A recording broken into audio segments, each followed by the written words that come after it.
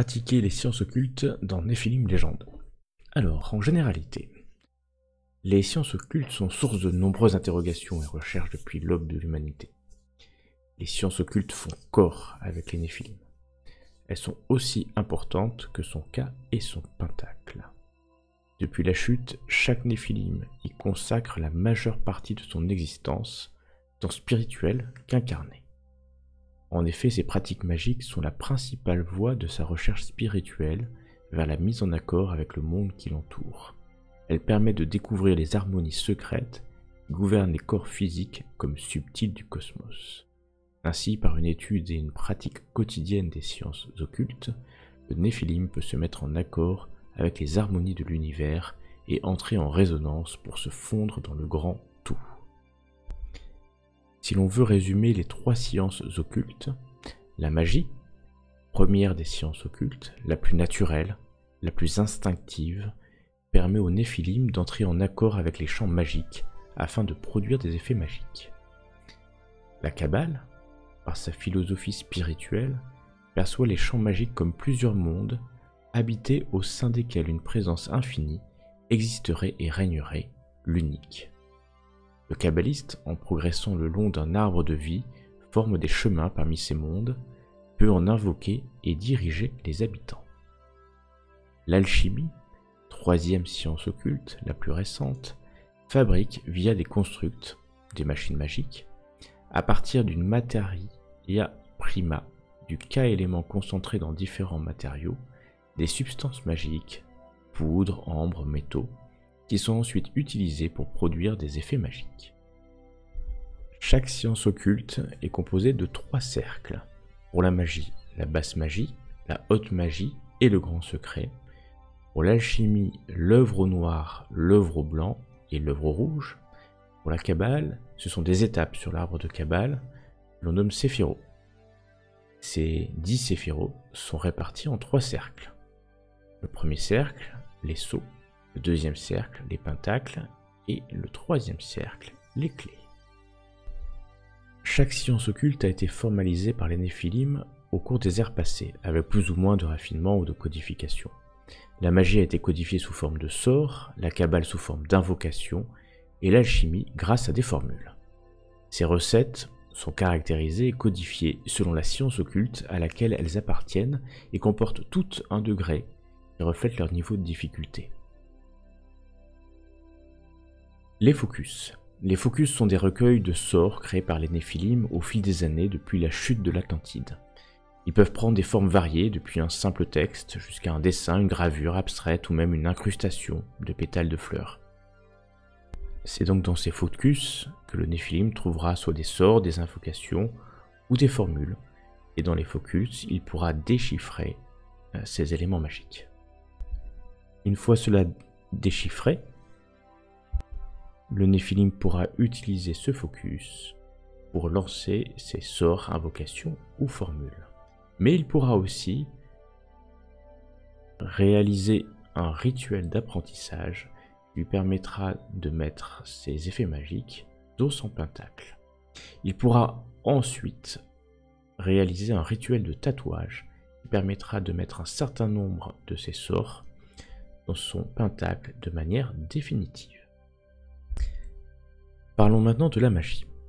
Les principes généraux. La magie est la plus ancienne des sciences occultes, puisqu'elle remonte à l'époque pré-Atlante. D'ailleurs, nombre d'érudits avancent qu'elle est devenue presque naturelle pour le Néphilim. La magie repose sur la manipulation la plus simple des champs magiques. De tout temps, les Néphilim ont pu sculpter leur environnement magique et ainsi altérer la réalité du monde qui les entoure.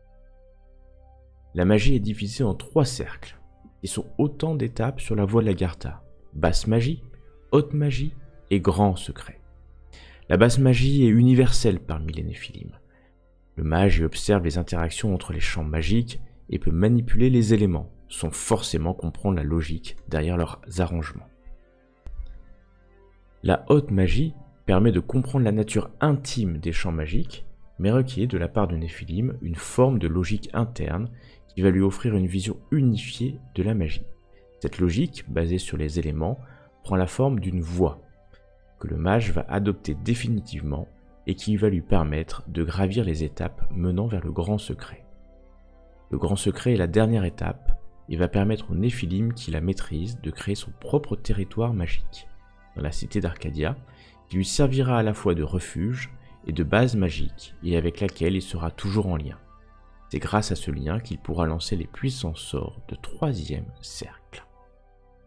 Le Néphilim pratiquant la haute magie va devoir suivre une voie initiatique, dans une progression qui lui fera emprunter le porche, le carrefour, le cœur, le fil et l'épreuve, étape finale de cette voie initiatique.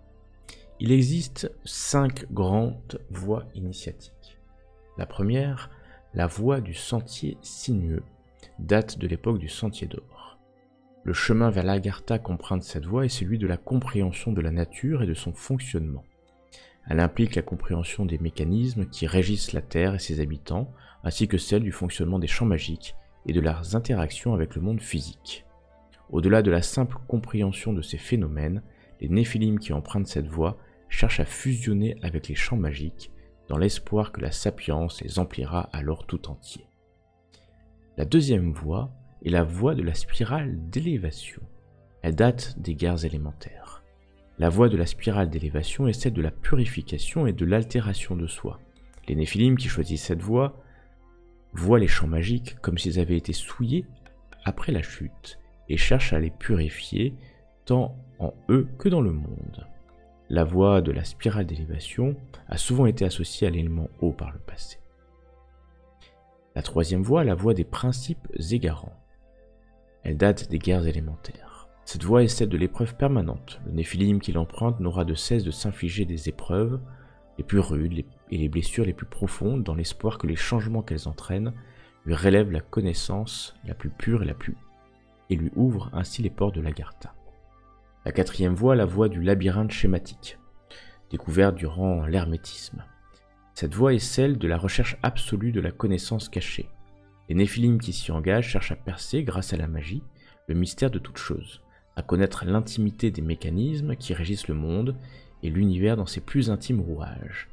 Ils aiment à se perdre dans les détails complexes, expérimenter sur les causes et conséquences et analyser leur environnement jusqu'à l'ennui. La cinquième et dernière voie, la voie du dédale de l'âme, découverte lors du grand réveil. Les Néphilim qui choisissent cette voie s'engagent dans une longue quête de la connaissance de soi. Ils cherchent à comprendre les forces intimes qui les animent. Ils aiment expérimenter sur eux avant de vérifier si leurs conclusions sur la nature magique des Néphilim se vérifient chez les autres. Dans Foundry, vous trouverez la magie dans le compendium magie, comme son nom l'indique, avec les 3 cercles, basse magie, grand secret et haute magie, les voies magiques avec leur description, la description des différents niveaux, porche, carrefour, cœur, fil, épreuve, et les sorts qui sont associés. Et vous trouverez aussi la description, cercle par cercle, de tous les sorts disponibles.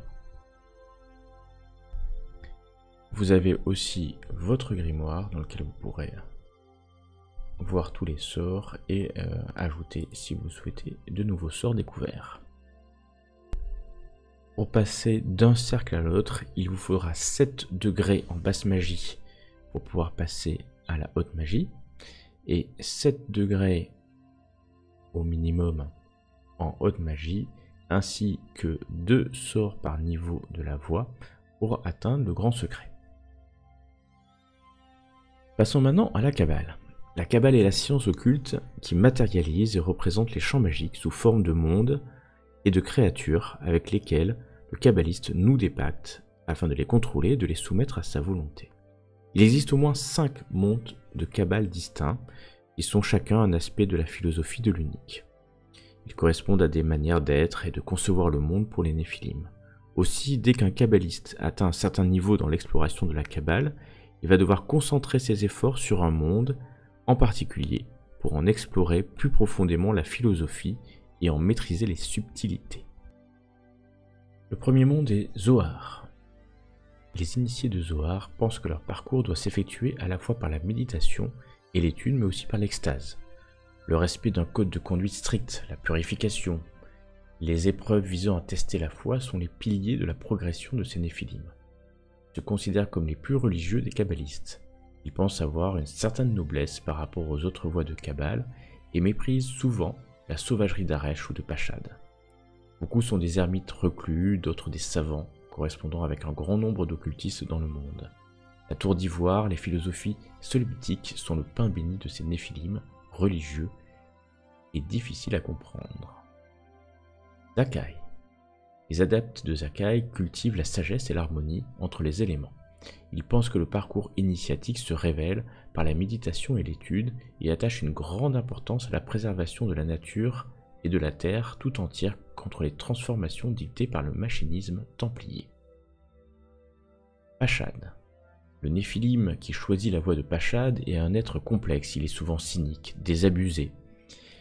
Mais on trouve aussi des poètes animés de visions dantesques et grandioses.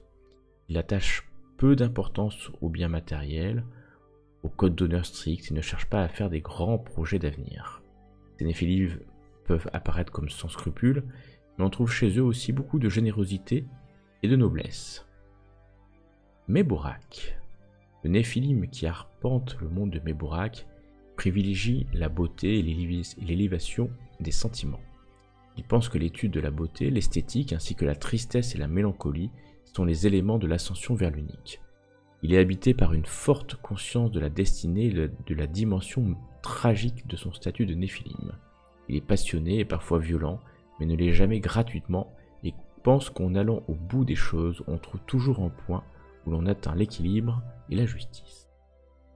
Le dernier est Aresh. Le parcours initiatique du néphilim qui épouse le monde d'Aresh passe par le dépassement de soi, l'affrontement des ennemis et le moyen privilégié pour progresser vers l'unique, car il oblige à de constants progrès pour rester en vie. Cependant, le respect de l'adversaire est un code d'honneur strict, sont les plus grandes valeurs de l'initié d'Aresh. Cela implique le mépris pour toute traîtrise, fourberie ou lâcheté. Sur Foundry, vous trouverez la description des mondes dans le compendium monde. Vous pouvez trouver les séphirotes aussi dans le compendium sur Foundry. Les 10 séphirotes sont répartis en 3 cercles. Dans le premier cercle, le sceau, vous trouverez Malkuth, la séphira du monde matériel, Yesod, la séphira des émotions et le lien entre l'instinct et l'esprit, Od, la séphira de la création et de l'inspiration, Netzach, c'est la séphira du don de la vie et de l'amour. Dans le second cercle, le cercle des pentacles, vous trouverez Tiferet, la séphira du soleil, Gézet, la séphira de la miséricorde et du respect des règles de l'unique, et Geburat, la séphira de la justice de l'unique. Le troisième cercle, les clés, vous trouverez la séphira Bina, réputée être la source du mystère du monde, Okma, la séphira du gardien de la tradition, et Keter, la séphira de l'unique par excellence.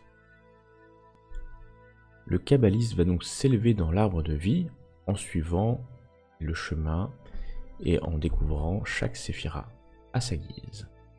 Chaque séphira donne accès à tous les mondes de Kabbale.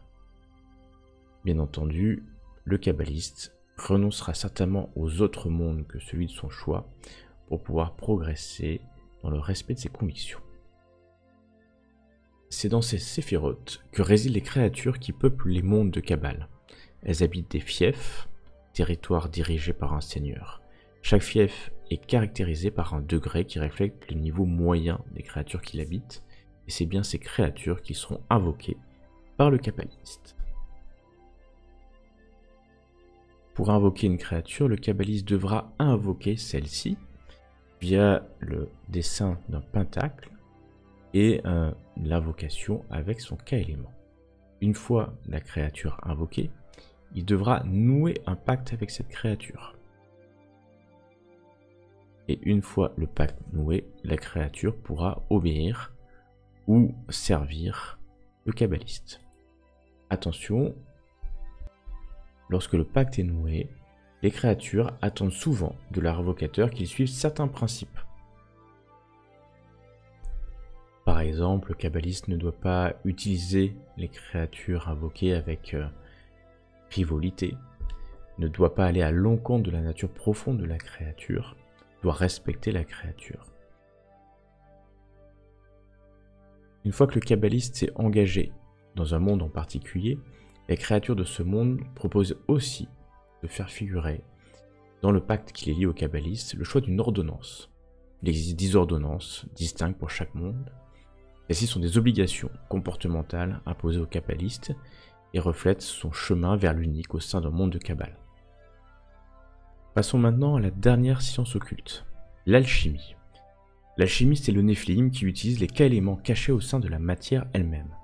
Il le fait grâce à la mise au point de constructs, c'est-à-dire des appareils techniques et magiques dans lesquels il va transmuter la matière physique, mondaine et magique. Par cette révélation de la nature intime de la matière, le néphilim atteint des connaissances inouïes sur sa propre nature, sur l'essence même de ses K-éléments, ce qui le fait progresser sur la voie de l'Agartha. Les transmutations se font grâce à des formules alchimiques et aboutissent lorsqu'elles réussissent à générer des substances que le néphilim pourra ensuite utiliser pour produire des effets magiques. L'alchimie a été révélée et explorée depuis l'ère des guerres secrètes, le Moyen-Âge, par un quintet de figures majeures du monde occulte appelé le glorieux alliage. Il s'agit du lion vert, d'Esmeralda, d'Hermès, du rubis et de l'Atalante fugitive. Ces 5 figures majeures du monde occulte sont encore actives et peuvent être rencontrées, contrairement aux découvreurs de la magie ou de la Kabbale. Proche d'une démarche matérialiste et scientifique, cette science occulte est la plus complexe car elle demande aux personnages d'avoir des phases de gestion et de construction, un laboratoire, des temps longs, des ressources à compter, des ingrédients à récolter. L'alchimie se sépare en 3 cercles, l'œuvre au noir, l'œuvre au blanc et l'œuvre au rouge, souvent appelé le grand œuvre, même si celui n'est en fait qu'une des parties de l'œuvre au rouge. L'alchimiste devra construire un laboratoire alchimique, dans lequel il installera différents constructs. Vous aurez l'athanor, le creuset, cornu, l'alambic et l'aludel. Chaque construct est un appareil technique et magique, enchanté, qui possède des propres cas-éléments et dans lequel l'alchimiste transmute de la matière spéciale appelée de la materia prima, pour obtenir une substance alchimique. Les substances permettent alors de générer des effets magiques. Les constructs qui constituent le laboratoire vont pouvoir créer des substances spécifiques au construct. L'alambic, la liqueur, l'athanor, la poudre par exemple. Dans Foundry, vous trouverez cela dans la partie laboratoire de feuilles de personnages. Il faudra l'alimenter avec des materia primae. Vous trouverez aussi dans le compendium sur Foundry. Et utiliser les formules pour voir ce dont vous avez besoin en fonction des formules. À l'instar des autres sciences occultes, il existe des voies alchimiques. On appelle un alchimiste qui emprunte une voie un adepte. Lors de l'œuvre noire, l'alchimiste peut ou pas commencer à emprunter une voie. En revanche, s'il en choisit une, il devra s'y tenir durant toute l'œuvre noire. À partir de l'œuvre au blanc, le néphilim doit cette fois-ci choisir une voie, s'il veut atteindre l'œuvre rouge, le 3e cercle. Il ne pourra plus alors préparer de formules dont les constructs n'appartiennent pas à la voie choisie, autant en œuvre au blanc que pour l'œuvre noire. La première voie, la voie brève. L'adepte n'utilise qu'un seul construct au choix. C'est la voie la plus rapide, mais la plus risquée vers l'œuvre rouge. C'est aussi la voie la plus limitée de l'alchimie. La voie sèche. L'adepte n'utilise que 2 constructs, l'athanor et le creuset. Les alchimistes qui opèrent par la voie sèche s'intéressent principalement aux effets physiques extérieurs masculins, sur la matière et sur leur pentacle. La voie humide. L'adepte n'utilise que 3 constructs, la cornue, l'alambic et l'aludel. Les alchimistes qui opèrent par la voie humide s'intéressent à l'âme de la matière, aux effets symboliques, spirituels, psychologiques et profonds sur celles-ci et donc sur leur pentacle. Ils ne cherchent pas à transmuter le monde, mais bien leur âme. La voie royale. L'adepte choisit d'utiliser tous les constructs. Les alchimistes qui empruntent la voie royale savent que celle-ci est la plus longue et la plus compliquée, mais elle offre le plus de possibilités pour la réalisation de l'œuvre rouge. Elle est la plus complète, la plus sûre et la plus équilibrée. Il existe une voie cachée, la voie de la spagyrie, au sein de l'alchimie, que très peu d'adeptes connaissent et empruntent. Celle-ci ne s'intéresse qu'à la construction d'êtres artificiels, qu'ils soient mécaniques ou biologiques. L'alchimiste va utiliser des formules pour créer la matière qui lui servira d'effet magique. Une fois la transmutation réussie, l'alchimiste obtient une dose de substance qu'il doit recueillir au sein d'un vaisseau dédié à la substance. Les différents types de vaisseaux par substance sont aussi indiqués sur votre feuille de personnage. L'ampoule pour l'ambre, le flacon pour la vapeur, la fiole pour la liqueur, par exemple. Il faudra recommencer la transmutation pour avoir plusieurs doses. Les vaisseaux, des contenants destinés à recueillir les substances, peuvent être conçus pour contenir plusieurs doses de la même et uniquement de la même substance. Ces substances peuvent être ensuite utilisées par l'alchimiste afin d'obtenir l'effet magique recherché. Attention à ne pas casser vos vaisseaux, car exposés à la lumière et à l'air, les substances perdront leur efficacité.